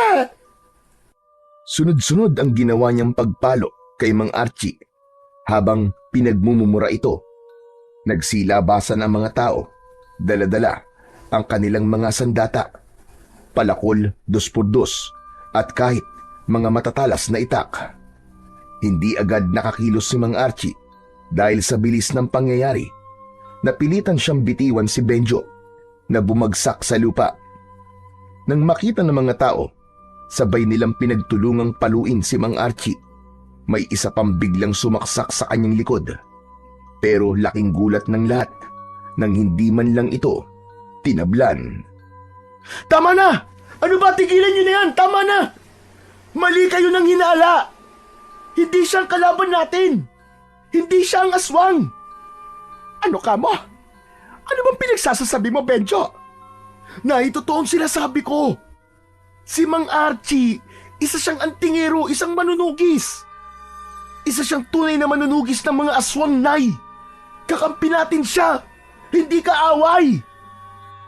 Nanlaki ang mga mata ni Aling Marta sa sinabi ng kanyang anak. Hindi siya makapaniwala sa mga narinig. Samantalang ang mga tao ay nagkatinginan, naguguluhan kung paniniwalaan ba nila ang binata o ipagpapatuloy ang kanilang galit. Pero baka naman ikaw ang nagkakamali, anak. Nakita ko bitbit ka niya at walang kahirap-hirap. Tapos, hindi, Nay. Mali kayo. Maling-mali. Maniwala kayo sa akin, Nay. Ako ang nakakita. Totoong may aswang. Pero hindi si Mang Archie. Tila naman napahiya ang mga taong nanakit. Unti-unti silang lumayo. Siya namang pagdating ni Kapitan Iking, pawis na pawis at halata ang nerbiyos sa muka. May aswang sa bukid, mga kasama! May aswang sa bukid! 3 sila nakita ko! Ho? Narinig mo ko, Benjo? May 3 aswang sa bukid, mga kababaryo. Kailangan kong tulong nyo. Hulihin natin ang mga aswang na yun para matapos na ang problema natin dito sa baryo. Napalingon siya kay Mang Archie at agad na lumapit. Archie, tulungan mo kami. Alam kong kaya-kaya mo silang harapin. Nakikiusap ako sa'yo. Tumayo ang lalaki at bahagyang tumango. Kahit masakit ang katawan sa tinamong pambubugbog ng mga tao, ay hindi nito tinanggihan ang panawagan sa kanya ng kaibigang kapitan. Kumilos ang mga tao. Sumama sila sa pagtugis sa mga aswang. At pagdating nila sa bukid, nasindak sila sa kanilang nakita. May 3 aswang na kasalukuyang nilalapa ang isang patay na kalabaw. Ngunit nang mapansin nila ang presensya ng mga tao, hindi pa man nakakalapit ang grupo, ay bigla silang nag-anyong itim na aso at mabilis na tumakbo at nagtago. Sundan natin! Huwag hayaang makalayo ang mga hayop na yan! Dapat na silang mamatay! Agad na sumugod si Kapitan Iking at Mang Archie sa direksyong tinahak ng mga nilalang. Tumakbo sila hanggang sa masukal na bahagi ng kabukiran. Ngunit wala na. Hindi na nila naabutan ang mga halimaw. Mariing napasuntok pa sa lupa si Archie. Gigil na gigil ito at napamura ng malakas. Mga bisit na yan! Magagaling talagang magtago! May araw din kayo. Matatapos din ang kasamaan yung mga hayop kayo. Tahimik lang ang mga tao. Ang ilan ay natigilan. Ang iba naman ay napayuko. Saksi sila sa lahat ng nangyari, kung paanong ang estrangherong kanilang kinatatakutan ang nanguna mismo sa pagtugis sa mga halimaw. Kung paanong ipinakita niya na wala siyang ibang hangad kundi protektahan ang baryo laban sa mga aswang. Habang naglalakad sila pabalik ng baryo, makikita ang hiya sa muka ng bawat isa. Ang kanina lang na nag-aakusa sa kanya, hindi na makatingin ng diretso sa lalaki. Ramdam nila ang bigat ng kanilang konsensya.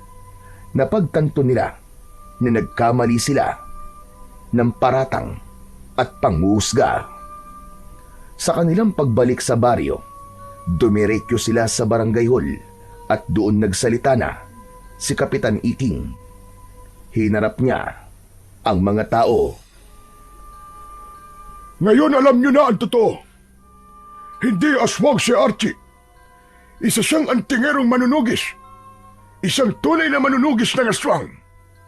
Matagal ko na itong alam. Pero hindi ko masabi-sabi sa inyo dahil ayaw niya. Bumalik siya dito hindi para manggulo, kundi para tulungan tayong lahat. Kung wala siya, Malamang matagal na tayong napatay ng mga aswang na yon. Lagi niyo siyang nakikita sa gabi. Gumagala dahil nagbabantay siya sa dilim. Pinipigilan ng anumang pag-atake ng mga kalaban. Agad na umugong ang bulungan sa loob. Halatang nagsisisiyan ang mga tao. May ilan sa kanila na napayuko na.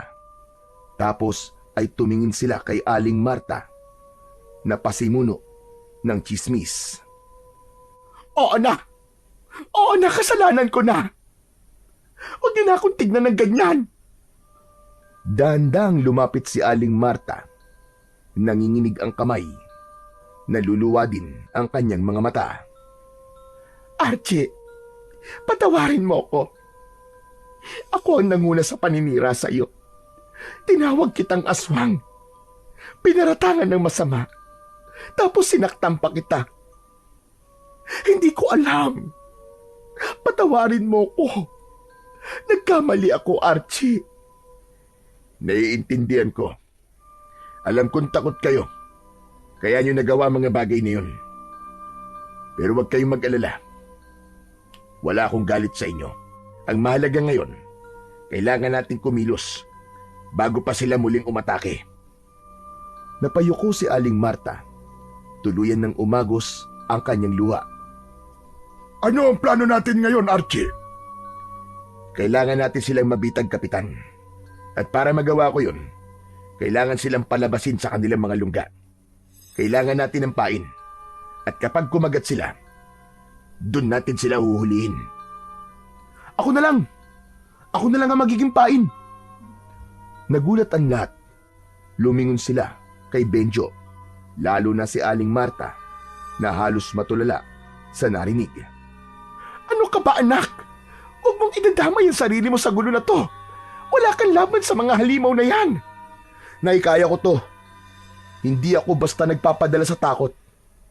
Alam mo ba nakapatay ako ng aswang kanina, Nay? Kasama ko si Mang Archie. Napatay ko yung aswang gamit ang matulis na kahoy. Kaya kong tumulong. Alam ko yun. Ano ka mo?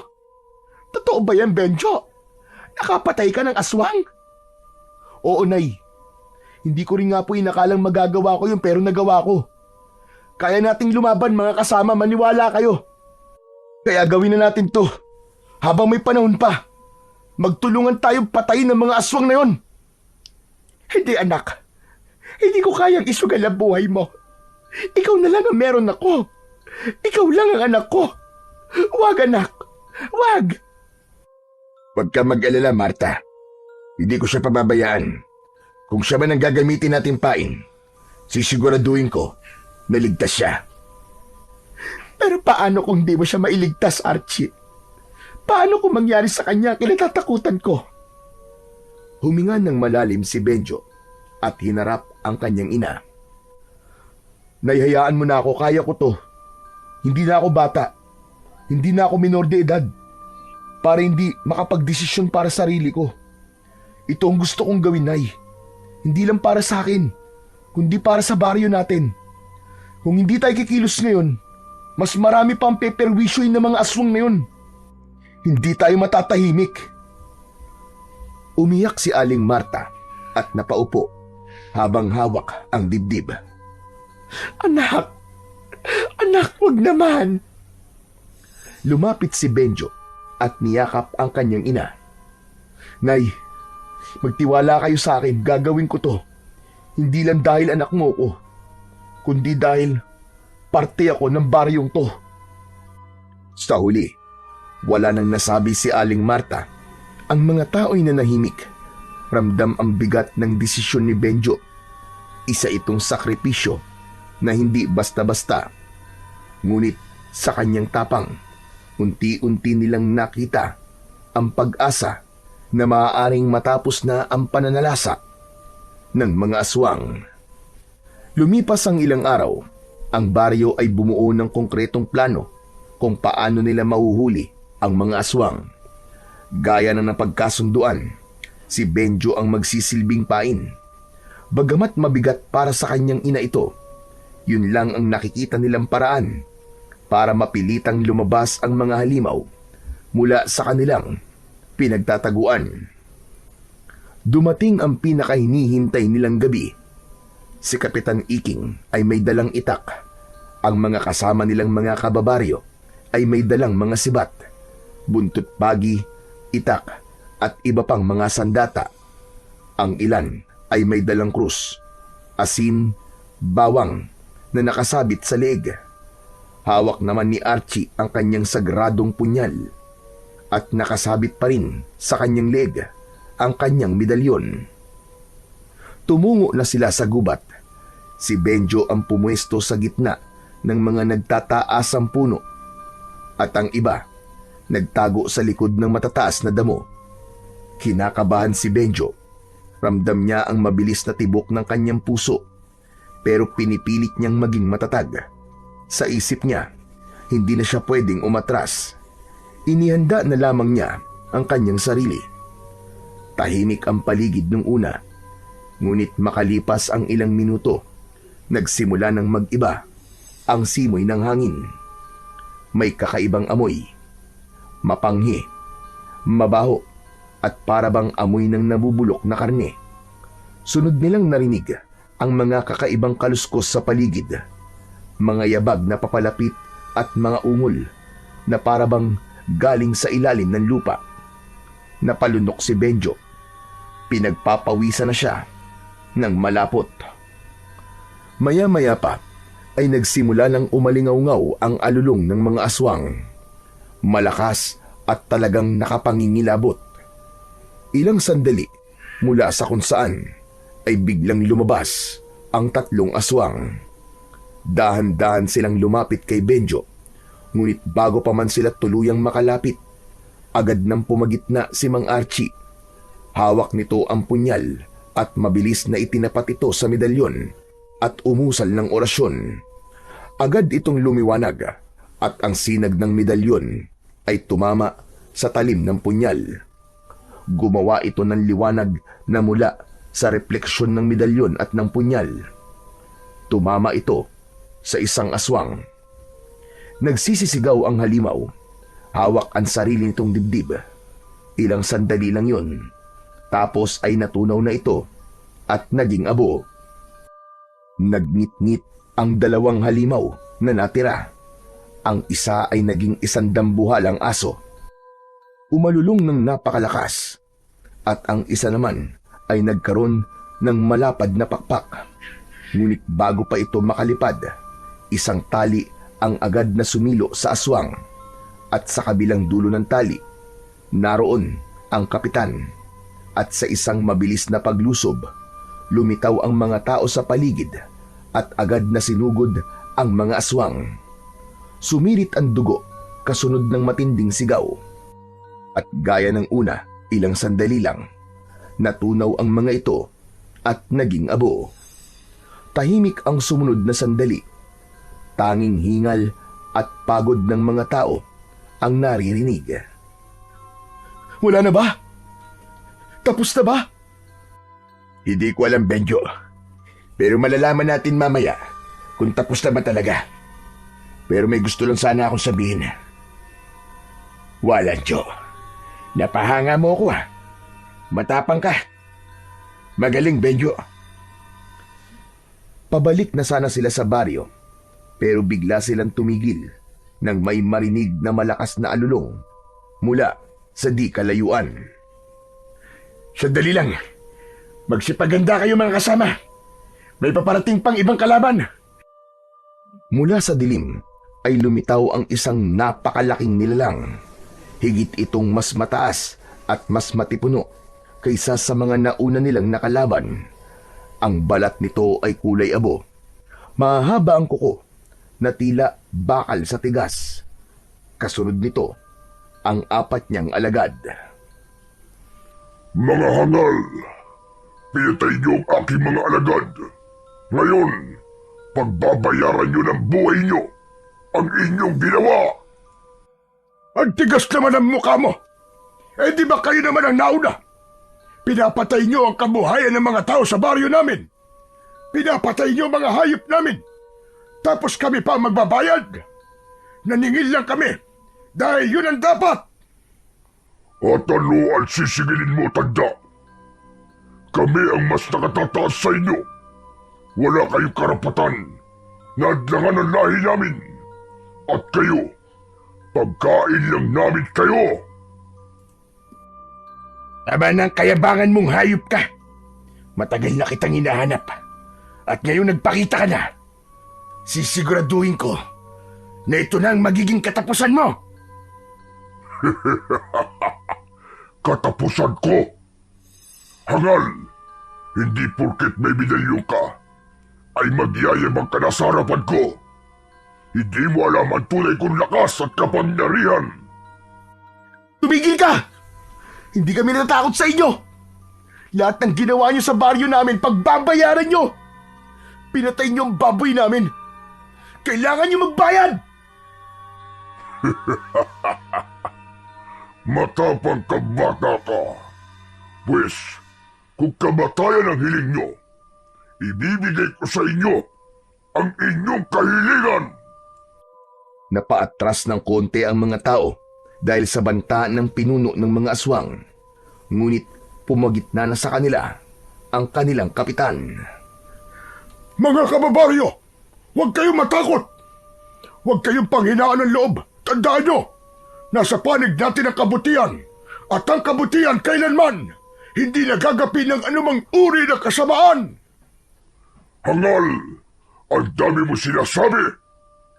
Muling umalingaw-ngaw ang malakas na alulong ng pinuno ng mga aswang at kasabay noon ay sumugod ang kanyang mga alagad. Agad na kumilos ang mga tao. Bawat isa'y hawak ang sandata nila. Sabay-sabay na sumigaw para palakasin ang loob ng bawat isa. Sumugod ang isang asong aswang kay Benjo. Mabilis na pinulot ni Benjo ang kanyang sibat at sinalubong ang halimaw. Mabilis na naisaksak niya ito sa tagiliran ng aswang. Si Kapitan Iking naman ay nakorner ang isang aswang at gigil na pinagtatataga ito hanggang sa mamatay. At ang may pakpak na aswang naman ay lumipad sa itaas at sinugod si Mang Archie. Ngunit bago pa siya nito masaktan, biglang umilaw ang medalyon at nabulag nito ang mata ng kalaban. Dahilan para ito ay magpaikot-ikot sa itaas hanggang sa tuluyang bumagsak. Nangisay bago tuluyang natunaw. Nang makita ng pinuno ang pagkatalo ng kanyang mga alagad, umalulong ito ng napakalakas. Biglang lumakas ang ihip ng hangin at mas lalong dumilib ang paligid. Hindi niyo ako matatalo. Ako ang pinakamalakas. Ako ang hari. Ngunit hindi natinag si Archie. Sa halip, tumindig siya ng mas matatag. Hawak ang kanyang punyal at medalyon. Walang mas makapangyarihan kaysa sa liwanag ng may kapal. At ngayong gabi na to, matatapos na ang pag-ari-harian mo! Demonyo ka! Tumakbo ang pinuno. Handang sagpangin si Archie. Ngunit bago pa man siya makalapit, humarang si Benjo. Hawak ang sibat at buong tapang na sumigaw. Kung gusto mo siyang makalaban, dumaan ka muna sa akin! Nanlaki ang mga mata ni Archie. Benjo! Umatras ka! Huwag! Ngunit huli na. Mabilis na tinabig ng pinuno ang sibat at kinalmot ang katawan ng binatang si Benjo. Bumagsak ang binata sa lupa. Duguan. Dahil dito, nag-alab ang galit ng mga tao. Sabay-sabay silang sumugod sa pinuno ng mga aswang. Sinubukan ng halimaw na gamitin ang kanyang lakas at kapangyarihan. Ngunit nilamon siya ng dami at tapang ng mga tao. Unti-unti siyang nanghina hanggang sa mapaluhod. Duguan ng aswang dahil sa dami ng sugat niya sa kanyang buong katawan. Lumapit si Archie at walang pag-aatubili na sinaksak sa dibdib ang aswang. Direkta sa puso nito ay sa kanya inilapit ang medalyon. Sigaw ng sigaw ang pinuno ng mga aswang, ngunit pagkaraan ng ilang sandali, hindi na niya nakayanan. Namatay ito at natunaw. Kumalat ang alikabok nito sa lupa. Napuno ng katahimikan ang paligid. Hingal na hingal ang lahat, pawisan at may ilan din na sugatan. Ang iba ay tumakbo palapit kay Benjo na nakahandusay at nangihina na ito. Kapit lang, Benjo! Kapit lang! Kaya mo yan! Huwag ka matutulog! Lumaban ka, iyo! Mga kasama, pasensya na. Naging pabigat ako. Huwag mo sabihin yan, iyo. Ikaw ang dahilan kung bakit nagkaroon ng lakas ng loob ang marami para lumaban. Kaya napatay ang pinuno ng mga aswang. Pero masakit po ang kirot, saka mainit ang mga sugat. Kakayanin ko po ba talaga to? Kaya mo, Benjo. Kaya mo yan. Malakas ka. Huwag kang bibitiw. Lumuhod si Mang Archie. Inilapit ang kanyang medalyon sa sugat ni Benjo. Kumislap ito at dahan-dahang lumabas ang itim na dugo mula sa sugat. Wala nang kamandag ng aswang. Ayos ka na. Magpalakas ka na lang at magpagaling ng iyong sugat. Salamat po, Mang Archie. Tumayo si Mang Archie at tinignan ang mga tao. Wala na sila. Wala na ang mga aswang. Tapos na ang bangungot. Malaya na kayo. Malaya na muli ang baryo nyo. Nag-unahan ang mga tao sa pagpalakpak. Ang iba'y napaluwa habang niyayakap ang kanilang mga mahal sa buhay. Tagumpay tayo, mga kasama. Hindi nila kayang talunin ang pagkakaisa natin. Ligtas na muli ang ating baryo. Sabay-sabay namang umalingaw-ngaw ang sigaw ng mga tao. Puno ng tuwa at pag-asa. Ilang sandali pa ang lumipas. Tinulungan na nila ang mga sugatan at umuwi na sila sa baryo. Tahimik ang lahat sa kanilang paglalakad. Pagdating nila sa baryo, kagad na sinalubong sila ng kanilang mga kababaryo na naiwan at ang kanilang mga mahal sa buhay. Nagyakapan ang mga magkakapamilya at halos lahat ay lumapit kay Archie at nagpasalamat. Ngunit sa kabila ng kasiyahan, biglang nagsalita ang lalaki. Bukas, pagsikat ng araw, aalis na ako. Tapos na ang laban ko dito. Nagulat ang lahat sa kanyang sinabi. Mabilis ang naging tugon ng ilan. Pero bakit naman? Kailangan ba talaga? Agad-agad ay umalis ka.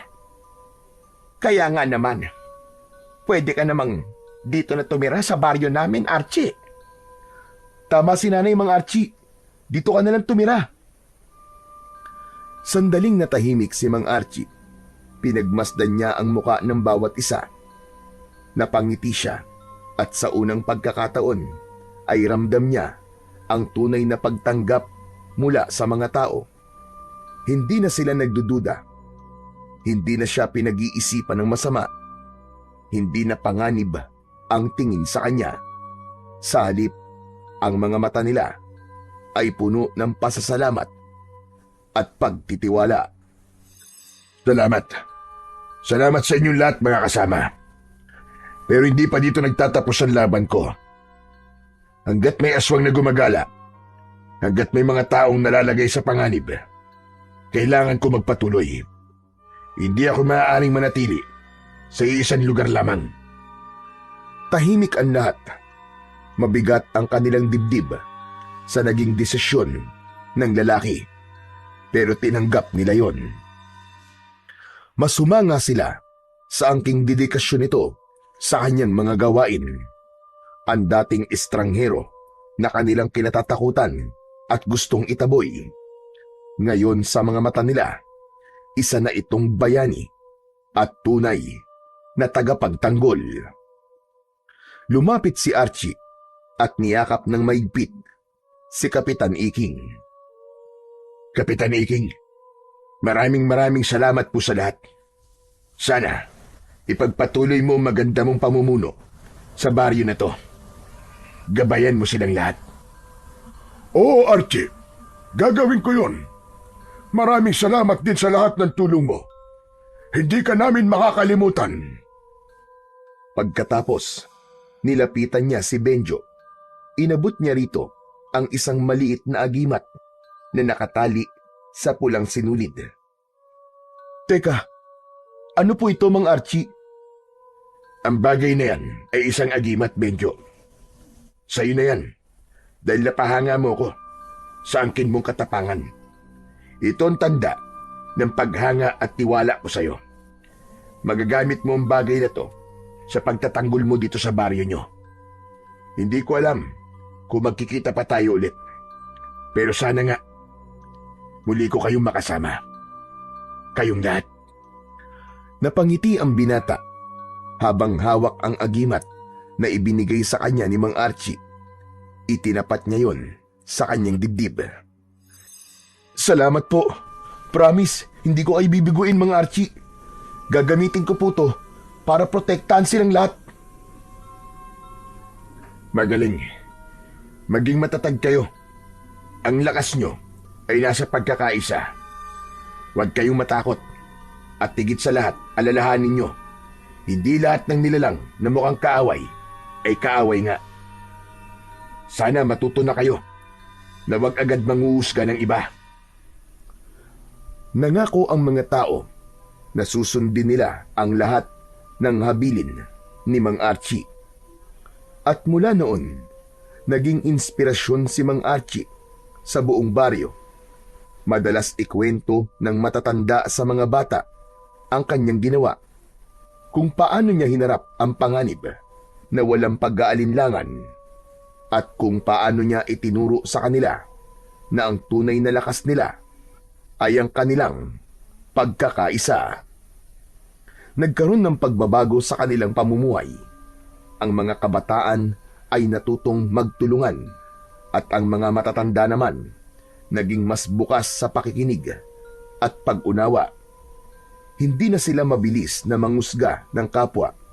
Bagkus ay natuto silang tumingin ng mas malalim sa likod ng bawat anyo at pagkatao ng mga taong nakikilala nila. Sa paglipas ng mga araw at taon, may mga umaasa pa rin na muling babalik si Mang Archie. Ang lalaking naging alamat, isang gabay na patuloy na nagbibigay ng lakas at pag-asa sa bawat puso ng mga taga-baryo na kahit wala siya sa kanilang piling, ang kanyang alaala ay mananatiling buhay kailanman.